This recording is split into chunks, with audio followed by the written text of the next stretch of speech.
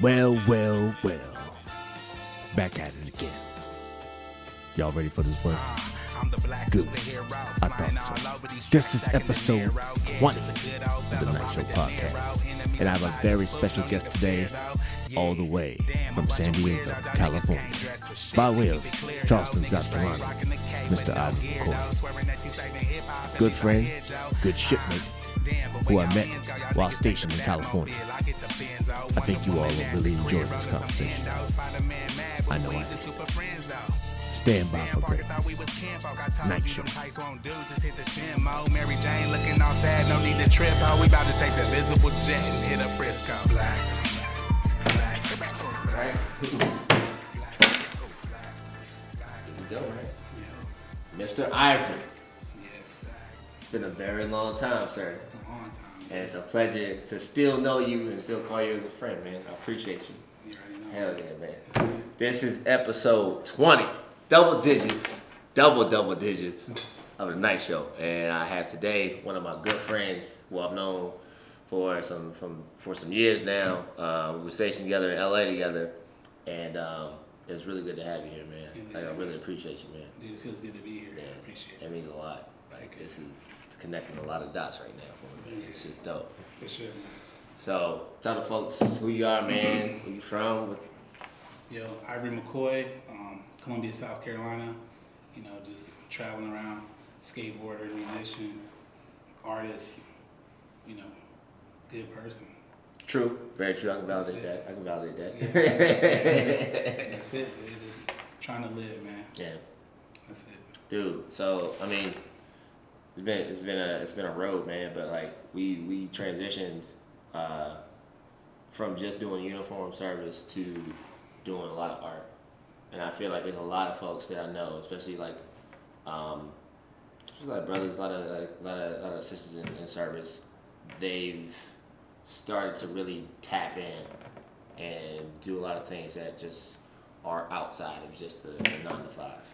Yeah. I mean, when did doing the type of hip hop that you've been doing and doing the type of artwork that you've been doing, like when did that kind of kick in? Yeah, man. As far as hip hop's concerned, man, I probably say like 2015. Yeah.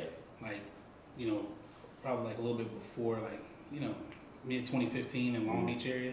That's when I really started trying to get into it. Yeah. I had a homie that worked in the office with me over there, and he was from North Carolina, so he made beats. Okay. And you know, he was just letting me listen to beats and stuff, and he was like, "How about you try to rap, man, and see what happens?" Mm-hmm. So I was like, you know, fuck it, let me try to do something. Right. So I just started trying to write a little bit and, you know, learn. You know, I've always been a student of hip hop and just music in general. You know, I love it for the culture. But that's when I really started trying to rap and start writing. It's like around 2015. Okay. Yeah. But the skateboard, man, I mean, you don't hear too much about like the skateboard scene in South Carolina. Were you getting it in back then, or Dude. Yeah. Yeah, man. So, you know, even back then at SC, man, in Columbia, you know, the skateboard scene was growing. It was kind of big, but for African Americans, it wasn't that many of us actually skating. Yeah. So, you know, it was a lot of struggles even then, dude. You know, definitely being a different type of person and just wanting those views and just skateboarding in general, dude, it made it kind of difficult. Yeah. Because everybody looks at the average black person just to play ball, and even in the neighborhood and stuff, Yeah. you know, there was nobody skateboarding. No. Either you played basketball, you rapped, or whatever. So even when it came to clothing, you know, I mean, this is a time where people were wearing jabots and shit like Yeah. that. You know what I'm saying? Like, Yeah. so, you know, I'm coming to school with like form-fitted jeans or what people would consider skinny jeans now. So, I mean, literally, you know, I would have to fight sometimes, locker room, bus stop, whatever, just over gear, man, what I was wearing, you know, what the fuck are Vans, all this other stuff. So it was different, man, but I've been skating since then. Yeah. Wow, dude. Yeah, man. I mean, it's hard to do a kickflip in J's. I mean, it's a little difficult. It can be done in some foam pots. It's hard to make that work. Yeah. But shit, man.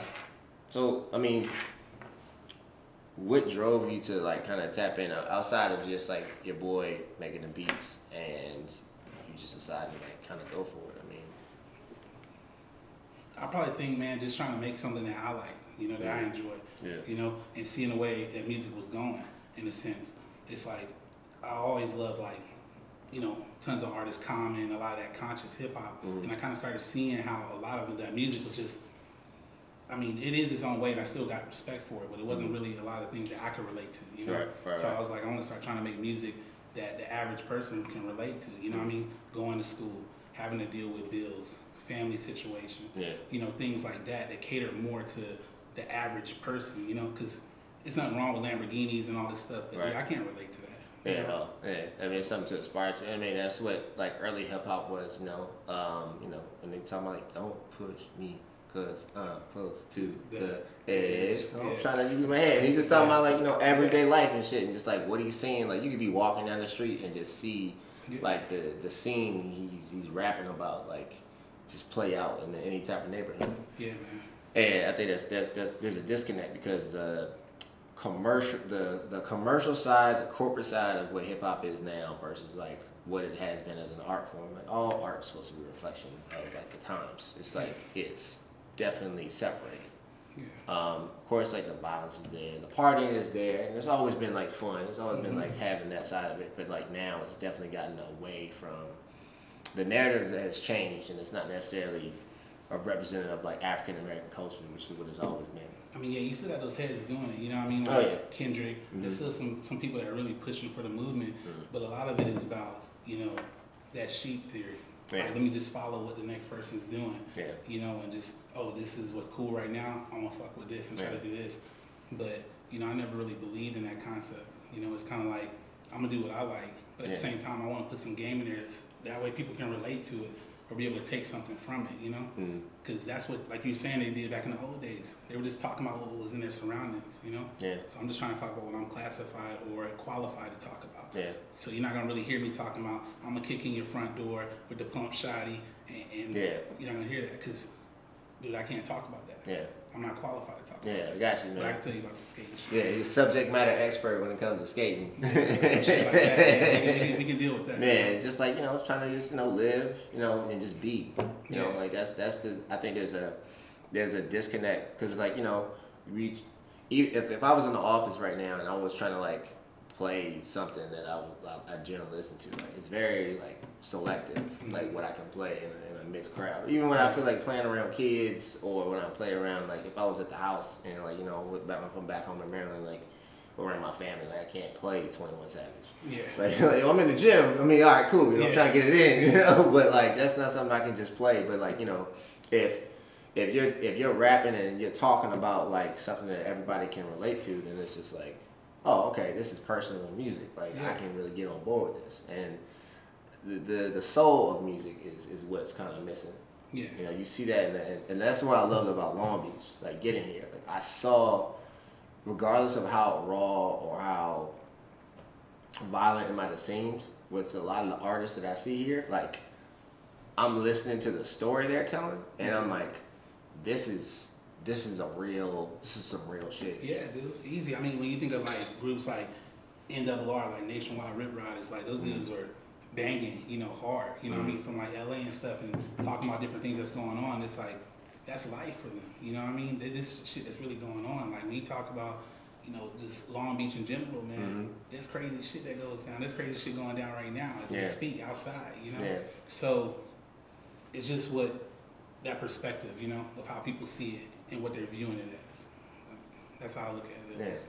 And I mean, that's one of the reasons why, like, we talked about it, like, you know, why the show started. It was just like, I love podcasts, I like listen to them, but it's like sometimes it was just like, I'm not hearing a voice, I'm not seeing the images displayed and the content that I want to see, like, curated in a way where it's like, what's a young, like, decently successful dude in his, like, late 20s, early 30s who's not trying to listen to just, like, some bubblegum pop corporate rap, you know, or, you know, whatever genre it might be, you know what I'm saying? Even if it's, like, movies, even if it's, like, films, like, maybe you don't, like, run around and listen to and watch sports all day. Maybe that's not your bag, but you like to, like, listen to some conscious stuff, you know, and the news is basically, you're just done with it.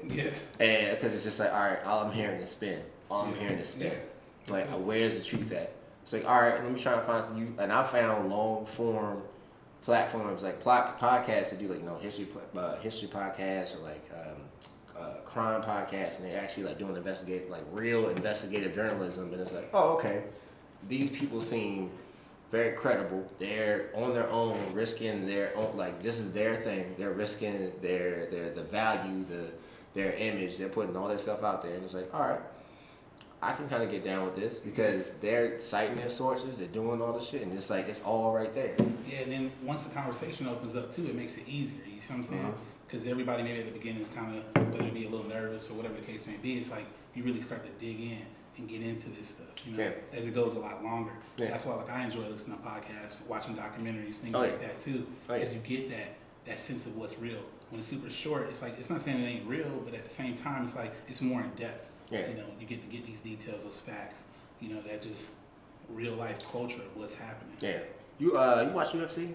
I do a little bit. I've been following and I don't watch too much sports, but like I've been following the whole John Jones thing for a while. Okay. And I think it's really interesting because like, you know, for the job that I do, you know, because like doing the whole marine science thing is like we talk about bioaccumulation of like chemicals and stuff. Yeah. So, you know, I've been hearing a lot of folks talking about like, oh, he's obviously popping, he's doing dirty, you know, he's dirty, blah, blah, blah, blah. I was like, why is he still popping up for this test? And in like the news interviews I'm seeing, there's like these little 3-minute spots, and it's like Dana White and Nowitzki, and they're just talking about like as quick as they can in a 3-minute period, all the information that they have. Yeah. And I'm like, all right, well, explain some. Like, yeah, but you can't cover everything. Can't cover minutes, dude. So then he gets on the podcast, and it's 2.5 hours of him literally like reading down the actual statements from the doctors who are the leading experts, the chemists, the pharmacologists, like all these people who are actually like the most qualified experts, and say the most qualified to speak on like why would a drug protein pop up, and it's like, you know, it attaches itself to a fat cell and it takes X amount of time and X amount of time to get in your system, and also it goes to this pulsing effect where you might get one day it's like you get 20, I forgot how many, like it's like picograms, so that was like 20 picograms, and the next day it's like 0, and the next 3 tests might be 0, and then it might pop up again. It's just really dependent on like how you burn your fat and when it releases and when it goes out your waste stream. And those medications have lifespans too, half-lives.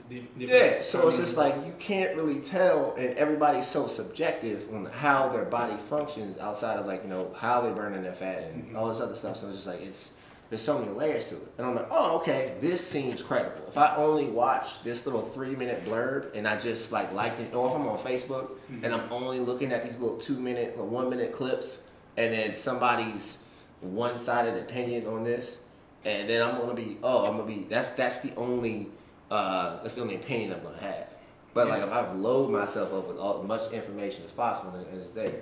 But the thing is, too, I think it depends on the person as well, you know? Yeah. If you're open-minded enough to be able to look and want to seek out that information. A lot of people, they just want it what's quick. They don't want to dig in, you know? Yeah. It's like if you tell them, hey, man, there's aliens coming, they're going to be like, dude, they see it on the news, aliens are coming. You know what I mean? They're not going to dig into research and say, you know what, hey, man, let me go look here. Let me see if this source is credible. Let me do that. That's why everybody needs to really start doing more of their homework, you know, in regards to different things. Exactly. You remember those the chain letters that like your moms and grandma used to be getting it's coming in the mail, and it's like, oh, you gotta send this out because, you know, blah blah blah blah blah, and they're gonna like come raid your house. And, that's a perfect example. You know what I'm saying? It's like it's the same thing. Same exact thing. It's like those same people who are falling for, oh, I'm gonna go ahead and send this because like, what if they come up and run up in the house? Like, who is gonna know whether or not you read a letter and sent it out to people? Nobody. Like nobody. But it's that mind, you know, it's that mind fuck that's just happening. It's like, you know what I'm saying? Like, you look at that letter like, okay, get this out of here. Throw it in the trash. It's done. You know? And that's a level of discernment that has to be, there's a level of discernment that kind of has to be taught.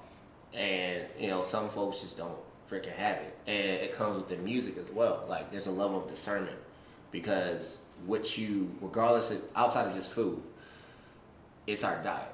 The music you listen to, the stories you listen to, the opinions that you adapt and take as your own, what you decide to ingest and not ingest, regardless of what it is, like, you become it. Yeah. It becomes you. Like, you literally are what you eat, and regardless of what it is, what form it comes in. And the music that you're making now, man, I think it's powerful, man. It's good, it's quality, and I think there's a void, and I think it can be filled by that type of that music. And there's people out there who want to hear it, they just don't know how to get how to get it, and where to go to get it. Yeah. So definitely, man, we're gonna be pushing this next project. It's gonna be coming out, like I said, towards the end of next month. It's called Uno. You know, it's an EP, but it's super dope, man. We're gonna have 2 visuals for it. Okay. We're gonna have it. It's gonna be on. You know, you'll be able to get the links on IG. You know, Bandcamp. Okay. Everywhere, man. Okay. Good. So just working to try to get it out there. Good, man. Nah, I'm just send me all the stuff, man, and I'll put it Appreciate in the it. bios and the links, man. Make sure folks know what's going on with it, Appreciate and you know, just disseminate it as far and wide as possible, man. Yeah. Did you get it? I didn't mean to cut y'all and say, did you get to check out that Cube interview I sent you? Dude, I was watching it earlier. Like somebody else had sent it to me, and like I was like in the middle of something. I was like, all right, get in the car, and I drove. But then I watched the rest of it. Yeah. It's dope, man. Yeah, he basically was tapping into a lot of what you were saying at the beginning of this, which is it's just crazy to look at it, man. It's all about perspective, man. Yeah. How you viewing, you know, your society and being able to deliver that message to people. You know, it's kind of just going more in depth. And the lady was kind of saying like, hey, you know, I feel that your lyrics and everything, you know, you're just talking about violence, this, and this is how kids are perceiving it. And Q was like, nah, that's not what I'm talking about. You know what I mean? It might seem that I'm angry, but I just want people to become more woke. You know what I mean? To be able to see the system for what it is and view it. So it's just kind of hitting home on a lot of things, man. So I just wanted you to check that out. Yeah, man. No, I think it's dope. I think it's important for artists to be on platforms where they can control the narrative. And you know, corporate media has already showed what they're gonna do with a lot of artists. Like they'll spin things. Like it's just, you know, you're trying to sell. You know what I'm saying? It's just them trying to sell. They're trying to sell controversy. You know what I'm saying? They're ambulance chasing it and whatever. But I wanna get artists, regardless of what they rap about, because they're a whole person. Yeah. You know, at the end of the day, they're a whole person. Yeah, it's bigger than just the rap. You know? Yeah, it's definitely bigger than just a rap. You know, rap is just a form of not just entertainment, but an education. Mm-hmm. You know, and it's inspiring. It inspires hope. It inspires pride. Like, you know, it gives people something to like, oh, there's somebody who looked like me. I remember when my mom. I remember my mom talking about like when she grew up, like in the '60s, them never showing pregnant women on television. They would then and seeing, and then even the generations before, like never seeing black people on TV. So it's like, how are you? And then the only times you would see those black people on TV, they would be maids, or they'd be mammies, or some shit like that. And it's just like now we're at an age where you start to see like black and Latina and Asian, like, and what, you know, whatever background outside of just Caucasian, and it's just like we're complex people. We have more history than just the trauma that was, you know, imposed on us, and we have positive things to bring to society. We've had positive things to bring to humanity, things that we have created that I haven't really been. That people don't get credit for. That do not get credit for. I mean, there's so much stuff going on when you look at history and everything, man. Dude, look at the statues. Yeah. Look at a lot of the monuments, different things that you know in history. Yeah. You know, you see us everywhere. Yeah. Dude, we're all over the place. All over the place. And regardless of what anybody wants to say, man, a lot of different cultures pull from us. 100%. And make money off of what we're about and different things. But without a doubt. So. Yeah. And like one of the things that I always think out, like growing up in DC, and it's funny because like my dad always had like he had a buddy who was deep into like the Kemetic Egyptian, like all that knowledge. So like I would, you know, we'd go to his house and he'd be like, oh, I was like, oh, what's this? It's like, oh, it's an obelisk. It's like that's a symbol of like male fertility and, you know, strength. Mm-hmm. But then, you know, you grow out and, you know, you go into the Washington Monument and you see it and it's just this white obelisk. That's what it is. Mm-hmm. But it's a symbol of male fertility and strength. And like in DC, that's the tallest building, the structure is the tallest structure in the city. And I don't think any other building is taller than that. No. So like you have, and then like that's a copy paste of a symbol that began in Egypt and it spread. You can see like there's other images of it in France, and like that was literally a symbol of black masculinity that was then copy and pasted, and now you have it in the new Kemet, as like the old heads he's talking about offline and shit. And it's that's what it is. It's a copy and paste of it. And now and then you see like the psychology behind it. Like no building can be taller than this symbol of male fertility and strength. Yeah, man. In the nation's capital, in the most powerful nation in the world. Dude, it's all there, and it's good that people need to acknowledge it. Yeah. It's like a lot of people, I feel, even us, even black people, that definitely know it, but they're afraid to acknowledge it. They're afraid to speak on it or whatever. And there's nothing wrong with that, man. It's your history. I tell anybody, regardless of, what their ethnicity is, whatever they believe in, it's like, dude, be proud of that. You see what I'm saying? If you're Latin, dude, learn your history. Know about Pancho Villa, know about the greats that actually for your culture, you see what I'm saying? And then express that, and pass it along. Now, dude, a lot of kids don't even know about the history, dude. Yeah. They don't even know. I mean, they know the basics. If you tell them about Martin Luther King, you tell them about Rosa Parks, little things like that, they might know. Right. But I mean, like you said, you were talking about Marcus Garvey. Yeah. People be like, who's that?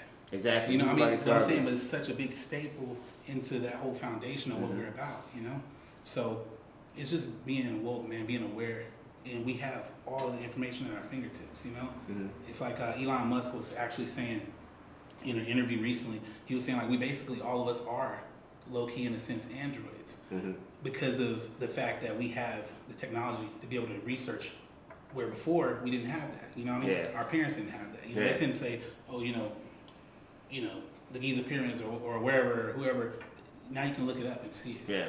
So it's like I don't understand why people don't want to take the time to learn. Yeah. And I mean, that's like the positive and negative, like of a lot of like verbal histories. And it's like, that's been, especially African history, has been all verbal histories. Like, I teach my kids, I give them all the information that my grandparents taught me, and the story is never broken. But when you have a situation that happens like the Atlantic slave trade and like all that, it's like you lose so much. You lose your complete sense of self, self-identity.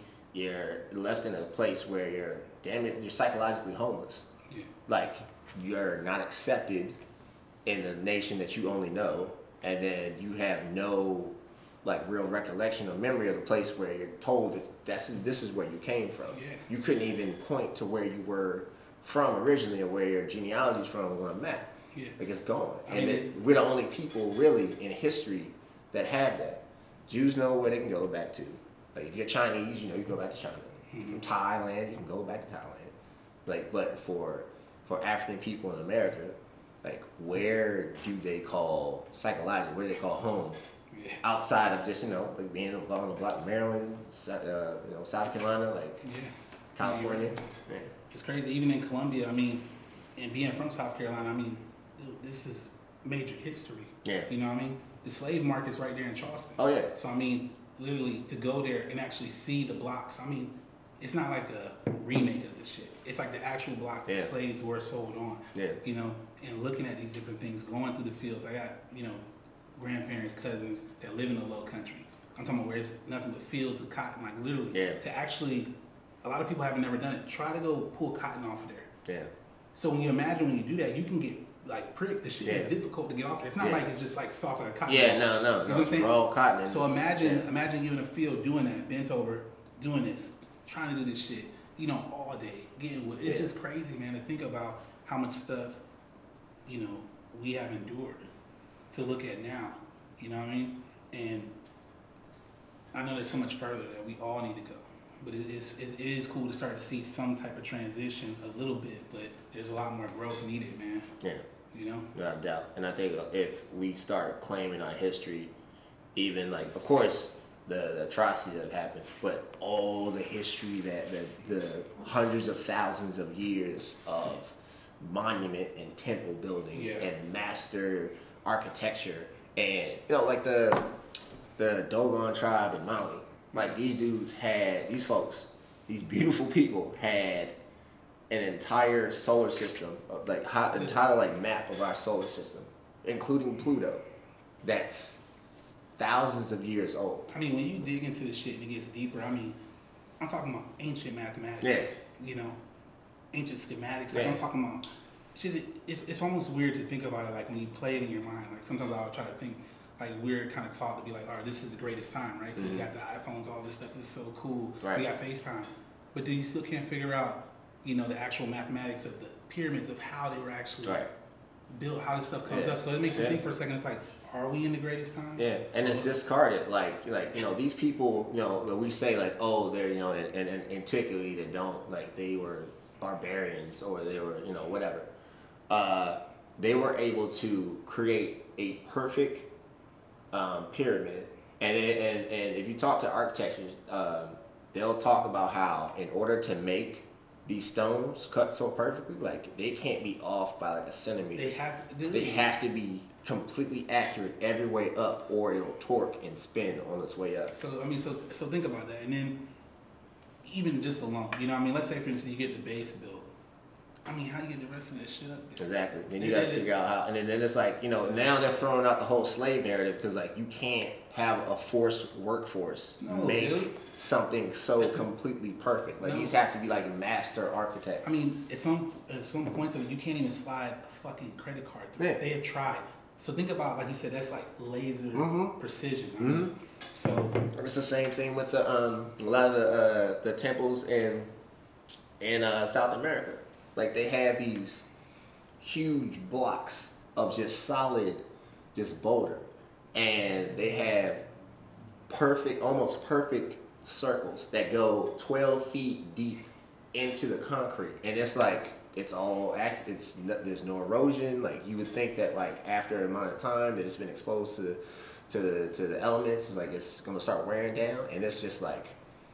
We can't do this. We can't recreate it. So it's just like, oh, you know, it must have been made by aliens, not the people who made, not the people who were there. We're not gonna give the credit to that. We'll give it to some outside source. Yeah, not these brown people, black people that was there. You know, because you know they drew themselves. But we're gonna.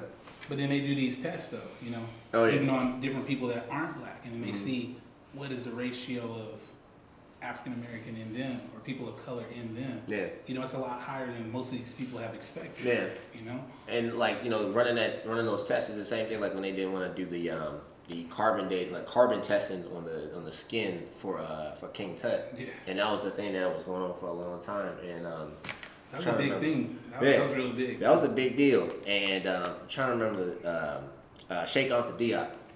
The Senegalese cat, like the doctor, he's an anthropologist and shit, like him and his nephew basically, after he died, like his nephew basically kept going, and they were able to determine like the carbon in his epidermis was too high, which is like the test that they can run to like see how much melanin is actually in your, you know, in your skin. It's like it's too high for him to be Caucasian or from Europe, and it was like, well, duh. Like he's in the Egyptian desert, like, so I don't understand. But like, you know, and that's just like, it's not even to say like, you know, we as, you know, people of color are trying to be upset about it or whatever. It's just like, why would you deny us our history? Like, what's the point of you denying our history? Like, it's not as if you gain any advantage or you lose anything. Yeah, but it's just a system, man. But you can look, I mean, you can get deep into like. Look at when people talk about like the black market, all this craziness, and organ stealing. Yeah. But what is the highest paid organs?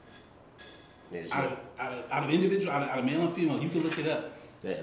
Dude, African American males, their organs are at the top of the charts, dude. So what is that telling you? I mean, think about it. It's crazy, you know.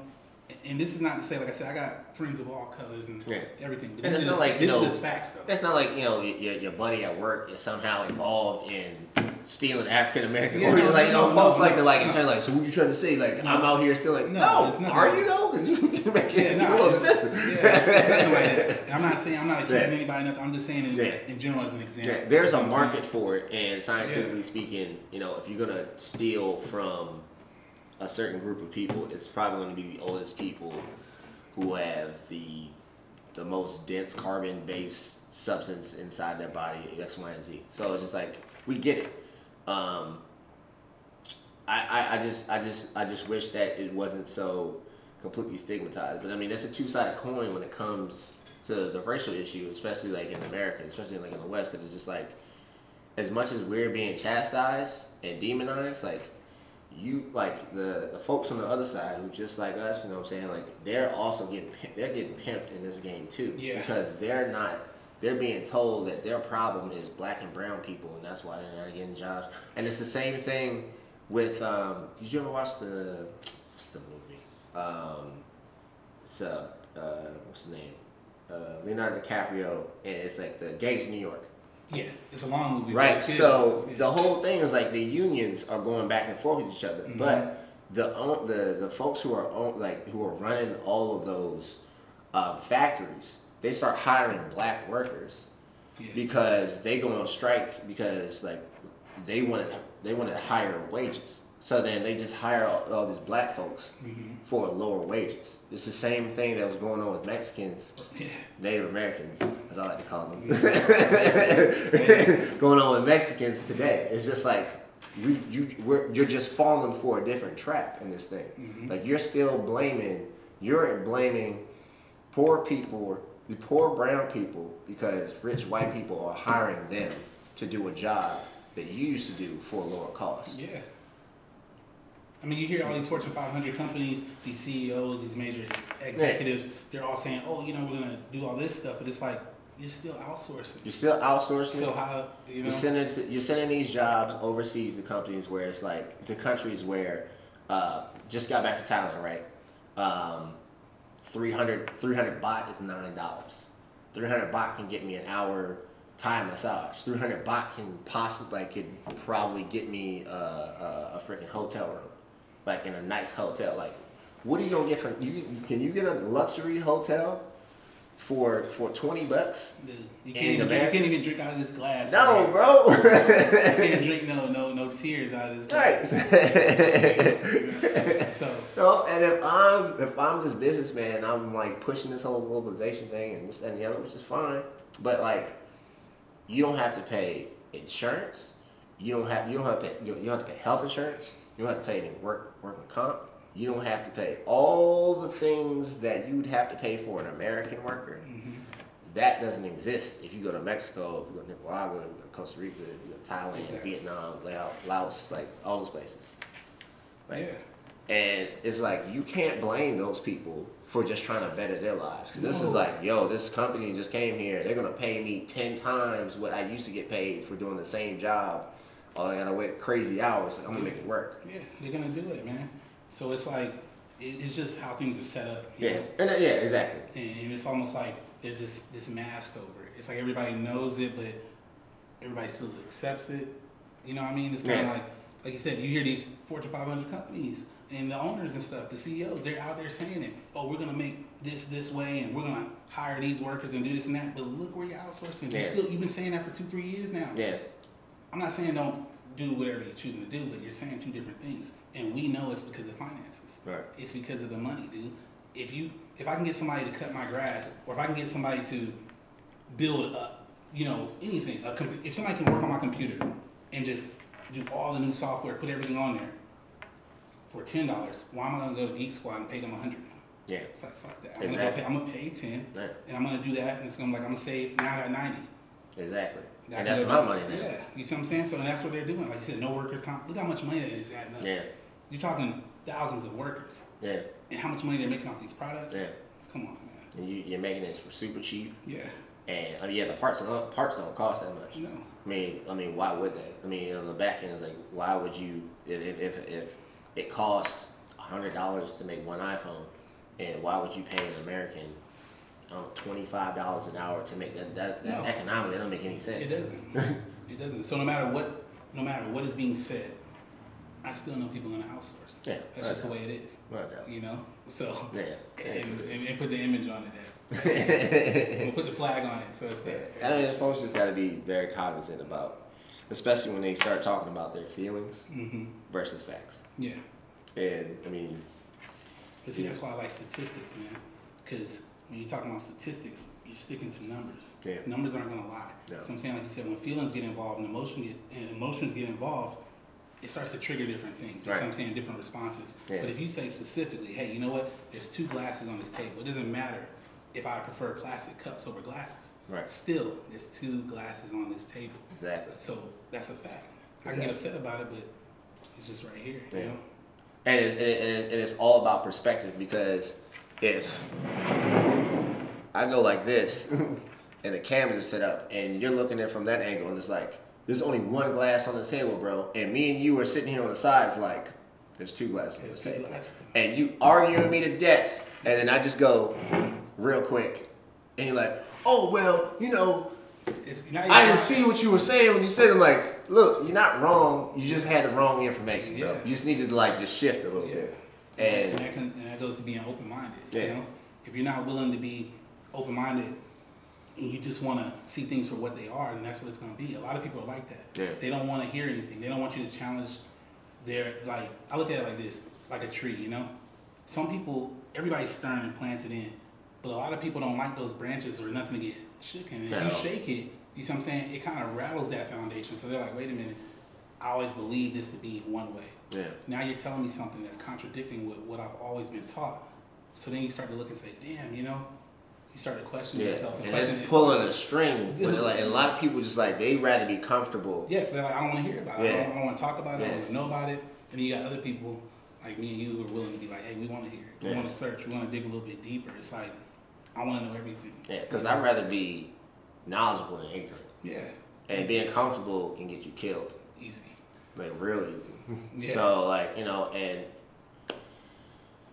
I hope, you know, for like our community, as far as like our age group and the folks that we interact with, you know, wherever they're from, you know, wherever they come from, like I hope that they spread this information, they spread the knowledge, and they continue to choose to evolve, because it's a choice. Yeah. Like that evolution thing is really a choice. Like to mentally, spiritually, physically evolve, like it's all a choice. Yeah, because you got to have some type of foundation to know, you know? Mm-hmm. Like we were talking earlier about music and just, you know, there was really no foundation. Everybody was doing something new. They were putting their piece of the pie on the plate. Yeah. You see what I'm saying? And they were working just as they go along. Now, everybody's just trying to copy this phase. It's the same thing. It's like, now that we have all that information from before, it's like, even though it's like a new generation, a new youth coming along, it's like, we could be able to try and reboost that up. Yeah. Like I said, a lot of people don't even know about the culture, the history, so how can you pass it on? Yeah. How can you inspire somebody else if you don't know what's going on? Yeah.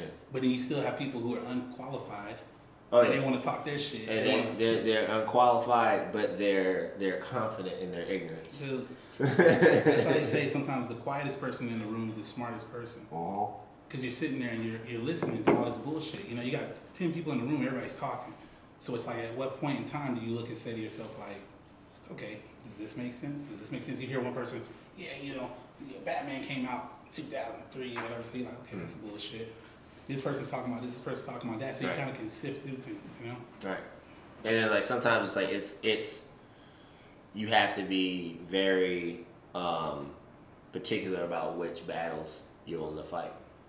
And like it's like, all right, is this really worth my energy? Mm-hmm. Does this person have ears that are meant to hear?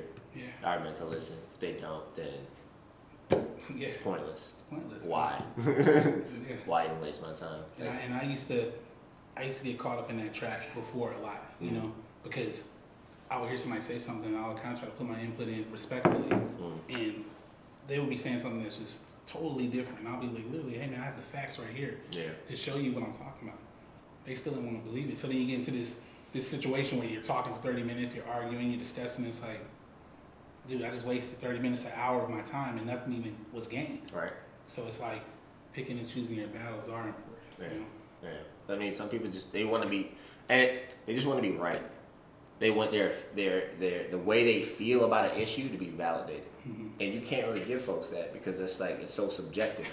And like regardless of like how they feel about it, like right or wrong, they still might just leave this conversation and just still feel the same way as they did when it started. So it's just like you said, what, wasting my time. Yeah, exactly, man. You know, so you pick the people who are meant to receive it, they will receive it, and it's really just about like them getting the confidence and believing in the truth more than being comfortable or being liked.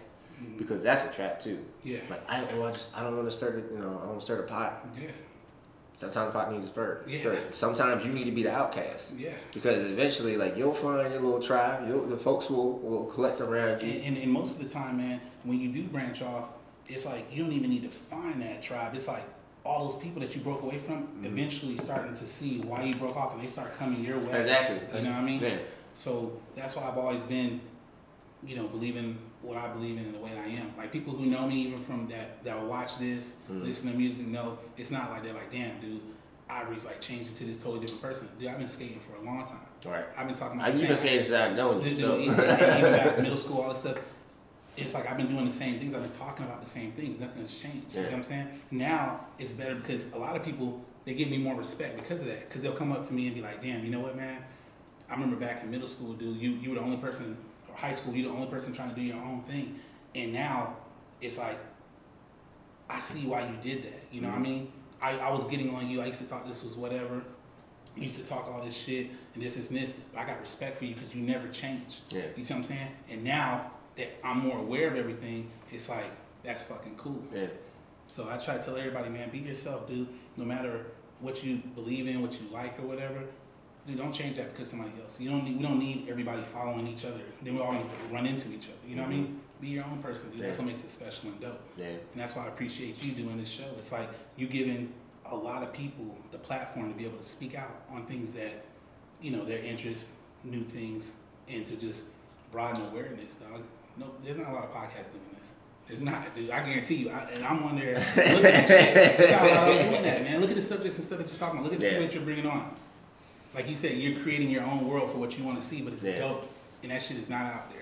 In most cases, it really isn't. Yeah. And that's no gas either. I appreciate that, man. Seriously. Like, and it's weird because, that's just what it was. It was just like, I'm tired of not seeing somebody who looks like me talk about the issues that I talk with like you and I would talk about. Yeah. At lunch or whatever, and just like where I would get off work and I'd be talking to Steve or whomever, Haru or whoever, and I'm like, well, this is shit we talk about all the time. And like when we're talking about it, people generally like, oh, look what you guys are talking about. Because you're hearing all the same shit all the time. It's like, dude, it's like, that's cool. You know what I mean? I'm gonna watch it, but at the same time, it's like, all right, man, I heard this on one podcast, I heard this on the same thing, it's like same shit. But then you get attracted because you're like, wait a minute, okay, these dudes are tapping into something that, this dude is really, he's tackling something that I want to hear. I want to see how he's going to approach it, how he's going to handle it, how they're going to respond to it. And that's what we need. You see what I'm saying? You're actually shaking that tree, dude, of what's going on. So it's making it really dope, man. And it's building awareness. So, dude, appreciate it. Hey, man, thanks for coming on. Dude, you already know, man. I appreciate you, bro. Like, this has been super dope. Tell the folks where they can get your music. Yeah, dude. So definitely, you can go on Bandcamp. Just search Ivory on there. IG is Ivory_RBTH. RoboticTreehouse.com. You'll be able to find all the projects on there. And just look out for it, man. Some dope shit coming. Check my man out. Until next time. Light Show.